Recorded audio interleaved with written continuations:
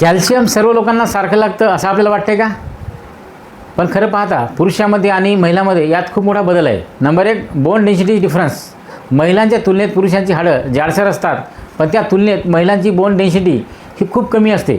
त्याच्यामुळे तिशीनंतर स्पेशली महिलांना ऑस्टिओपोरोसिसचा धोका उद्भवतो. नंबर 2, हार्मोनचा परिणाम. मोनोपॉजनंतर इस्ट्रोजन हार्मोन्स कमी झालं की महिलांचं कॅल्शियम पातळी झपाट्याने खाली येते. त्यामुळे त्यावेळी एक्स्ट्रा कॅल्शियम न्यूट्रिशनल सप्लिमेंटच्या माध्यमातून हे घेणं खूप गरजेचं आहे. Number 3, daily requirement. पुरुषांना रोज 1000 ते 1200 mg पर्यंत कॅल्शियमची गरज असते, पण महिलांना 50 नंतर जर बघितलं तर 1200 ते 1500 mg पर्यंत कॅल्शियम आवश्यक असतं.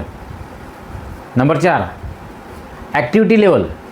पुरुष जर व्यायाम किंवा हेवी वर्कआउट करत असतील तर त्यांना कॅल्शियम ॲब्झॉर्प्शन जास्त पाहिजेत, आणि महिलांमध्ये त्यांची रोजची फिजिकल ॲक्टिव्हिटी आणि स्ट्रेंथ ट्रेनिंग हे त्यांचे बोन्स सुरक्षित करतात. Number 5, absorption factor. Vitamin D शिवाय शरीरामध्ये कॅल्शियम ॲब्झॉर्ब होऊ शकत नाही. मग तुम्ही महिला असो वा पुरुष असो, कॅल्शियम प्लस व्हिटॅमिन डी हे कॉम्बिनेशन खूप महत्त्वाचं आहे. तुमच्या रोजच्या जीवनामध्ये पुरेसं कॅल्शियम आहे का हे आजच चेक करा आणि तसे मला कमेंट करून सांगा, ओके माय कॅल्शियम. आणि अशीच महत्त्वपूर्ण माहिती पाहण्यासाठी फॉलो आणि सबस्क्राईब करायला विसरू नका. व्हिडिओ आवडल्यास लाईक शेअर करा. थँक्यू. Wish you well.